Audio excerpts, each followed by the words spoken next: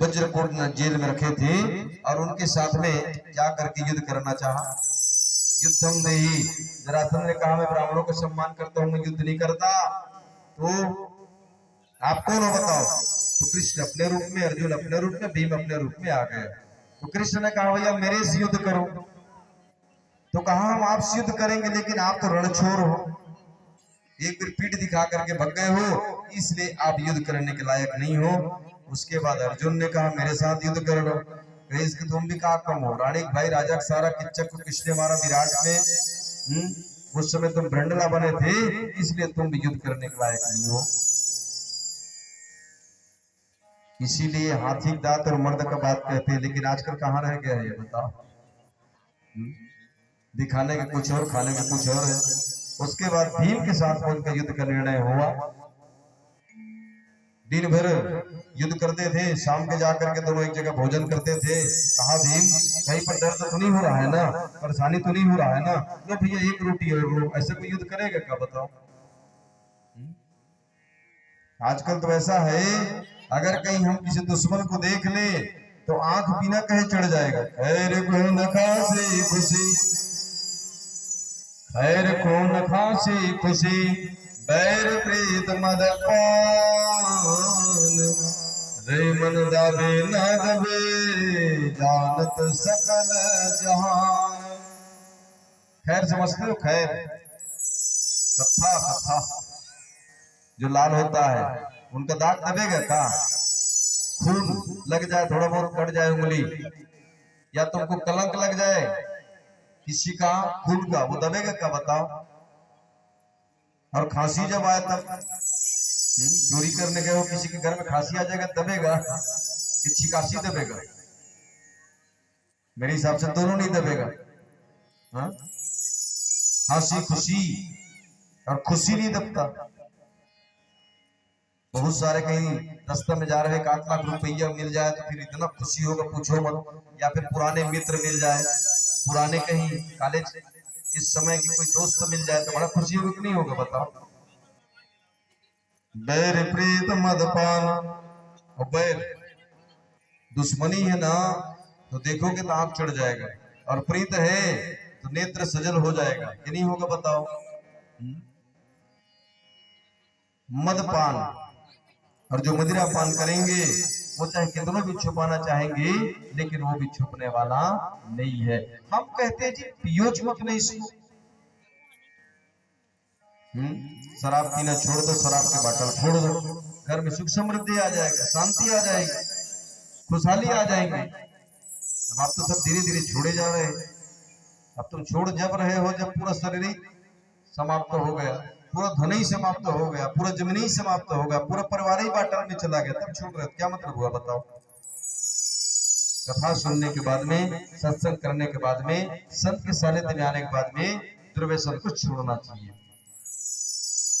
उसके बाद में एक दिन युद्ध किया, और युद्ध करने के बाद में जरासंध का 2 टुकड़ा कर दिए भगवान ने, इशारा किया तब फिर आकर के जुड़ गया। उसके बाद लेफ्ट राइट फेंक दिए, और जैसे ही फेंक दिए तब जाकर के वो उल्टा हो गया, प्राण पखेरु उड़ गया, भगवान के शरीर में आकर के मिल गया। देवता लोग पुष्प वृष्टि करते हैं, कुंडली नगाड़ा बजाते हैं, जरासंध, जरासंध का मतलब क्या समझते हो? पुनरपि जन्मम पुनरपि मरणम पुनरपि जननी जठरी शयनम। जरा मृत्यु के बीच में हम सब अटके, हम सब जरासंध है। और वो जरासंध है, एक बार बृहद्रथ नाम के राजा थे, अंगिरा और नारद जी उनके यहाँ गए, कहे कि महाराज मेरा कोई संतान नहीं है, तो कहा एक फल दिए और उस फल को रानी को खिला देना कहा। तो संयोग से उनके 2 रानी थी, ध्यान देकर के सुनिएगा, ज्यादा समय नहीं लेंगे। 2 रानी थी, तो बताओ बड़े रानी को खिलाए तो छोटे रानी को मुंह फूले, छोटे को खिलाए तो बड़े को मुंह फूले, तब क्या करे बताओ? जैसे आप 2 हो, अब आपके सामने में छोटे को कोई दे रहा है तो बड़े का मुंह फूलेगा कि नहीं फूलेगा? और बड़े को दिया तो छोटे का।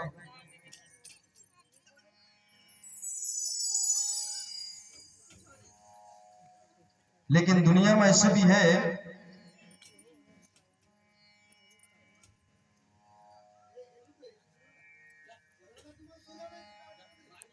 तो संयोग से कहने का मतलब ये है, ये नहीं चाहता कि उनके सुख मुझे मिले,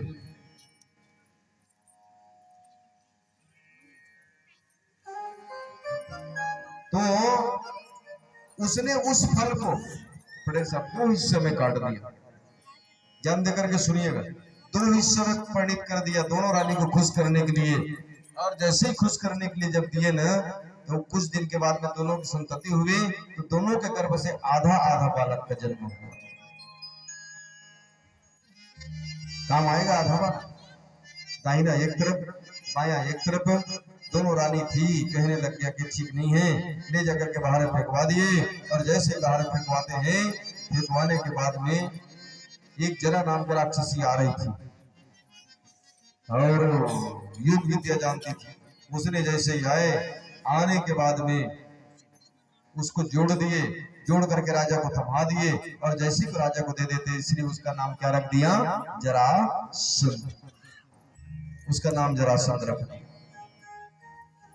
इसी कारण से आज भगवान ने उसको उद्धार कर दिया।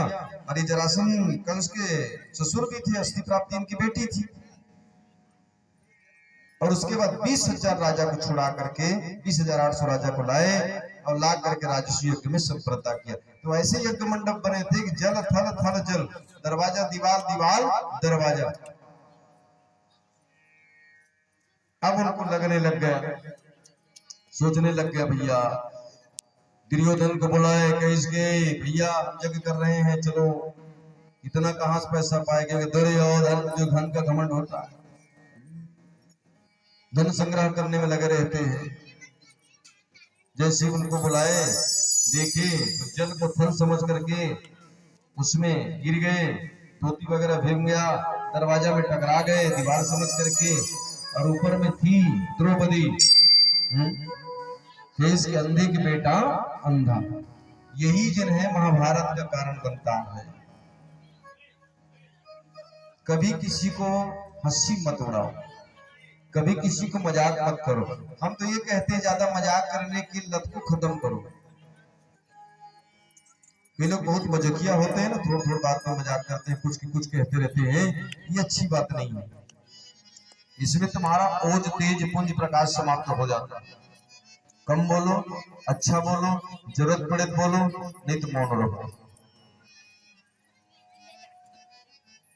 ज्यादा बोलने से ना आदमी का वर्चस्व खत्म हो जाता है। शब्द जमार बोलिए, शब्द बहादुर भाव, एक शब्द अवसर करे, एक शब्द करे घाव। मीठे वचन से सुख बजत है चहुओर, वशीकरणी का मंत्र है तज दे वचन कठोर। बोल से ही आदमी इंप्रेस होंगे, न तो आप किसी को धन से इंप्रेस कर पाओगे, न तो किसी को आप ताकत से अपने बस में कर पाओगे। जहां प्रेम है, जहां नरमता है, वाणी में मिठास है, वही में आदमी इंप्रेस होंगे। मीठे वचन से सुख उपजत है चहुओर। कौवा को कोई पसंद नहीं करता, करते हैं क्या इधर? कौवा बोले न सब गाली देते, लेकिन वही कि कोयल बोले तब सब पसंद करते कि नहीं करते, बताओ? तो वाणी की बहुत बड़ी ये है। उसके बाद में वहां से आ गया तो कैस के द्रौपदी, देख लेना तुमने अंधे के बेटा अंधा कहा, एक दिन से गंगा अपने जेब जंघा में नहीं बैठाया बिना वस्त्र का, तो मैं भी दुर्योधन नहीं। इस कारण से जनो किसी को ऐसा मत बोलो जो हर समय तुमको याद करे। सूत जी महाराज ने स्वयं का दृश्य को बताया। उसके बाद में जगत आधार, जगत के आधार यज्ञ प्रारंभ हो गया, मंडप बन गया। उसके बाद में कहने लग गया, भैया पहले किसकी पूजा होना चाहिए? तो कहा कि भाई नंद नंदन यशोदा नंदन देवकी नंदन वसुदेव नंदन वाके बिहारी करुणा बिहारी रास बिहारी चिदचोर रणछोर नंदकिशोर जगदाधार जगत के आधार जगत नियंता सर्वशक्तिमान सर्वेश्वर अणुअणु परमाणु परमाणु व्याप्तमान सब पदार्थ में सब पदार्थों से विरक्त यशोदामयी नंदन आपके रहते महाराज कौन किसकी पूजा करेंगे और बताओ। यही जरासंध के बेटा सहदेव ने उनका जिन्हें प्रस्ताव रखा, समर्थन कर दिया। लेकिन सब तुम्हारे समर्थन में है तो 10 तो असमर्थन में भी है ना, नास्तिक भी है। उसी समय शिशुपाल वहां पर बैठे थे, दंतवक्र वहां पर बैठे थे। बन बीरध जरावत गैया अहिर की जात कामरी उड़ैया, बन फिरने वाले गैया चराने वाले गोपवाल के साथ में घूमने वाले गोपियां नचाने वाले झूठा काटा खाने वाले कमरा कुमरी उड़ेने वाले, इसके हम पूजा करेंगे? यदुवंशी का नहीं करेंगे पूजा हम। ऐसे ऐसे उनको लगातार गाली देने लग गया भगवान को, लगातार लगातार लगातार 99 गाली दिए। उसके बाद भगवान ने कहा जुजुबान अब रुक जाओ, इधर ब्रेकर पट्टा टूट जाएगा। जब नहीं रुके, जैसे 100 से पार हुआ, चक्र से दोनों का सिर को धड़ से अलग कर दिया। देवता लोग पुष्प वृष्टि करते हैं, तुम भी नगाड़ा बजाते हैं और उनकी आत्मा भगवान में आकर के मिल गई। परीक्षित पूछे महाराज आखिर ये थे कौन? यही 3 जन्म का है जय विजय। सतयुग में हिरण्यकश्यप हिरण्याक्ष, त्रेता में रावण कुंभकर्ण और द्वापर में वहां शिशुपाल दंतवक्र, आज तीनों का उद्धार कर दिया। उसके बाद में कहने लग गया भोजन बनाने के लिए द्रौपदी विद्यमान हो गई और उसके बाद में खिलाने के लिए वहां भीम जो ज्यादा खाता है वो ज्यादा खिलाता है। गरीब लोग घी बढ़ल भात नहीं परसवाना चाहिए किसी, कैसे भैया चंद्रशेखर, गरीब लोग घी और बढ़ल भात। अब भाई गरीब आदमी बेचारा कबू माटी तेल जाने नहीं, घी दे दे ककरो चूहा ककरो चूहते नहीं, एकदम धीरे धीरे बांटत।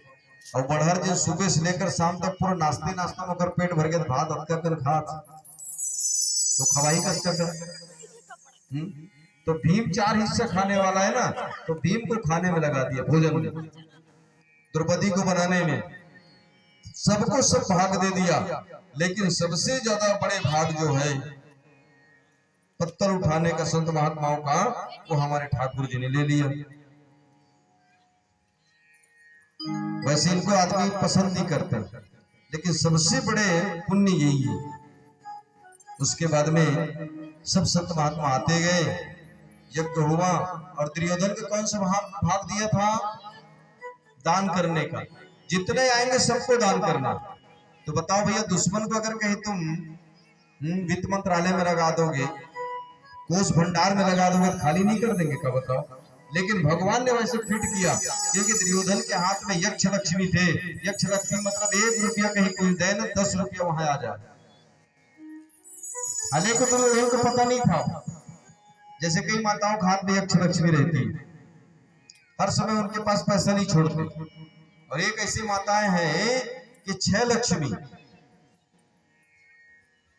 पूरा अलमारी साड़ी भरे हैं, पूरा डंगनी टूटा है, चारों तरफ परे है, लेकिन तो लुगरा वाले आ गए ना, तब वो बना लिया याद बने संदूक है देखा तो पैसा नहीं है दोनी, वो पैसा दे तो मैं काली जी तो कब आ ही दूं मत लेना, कके मेरे मंगा लो।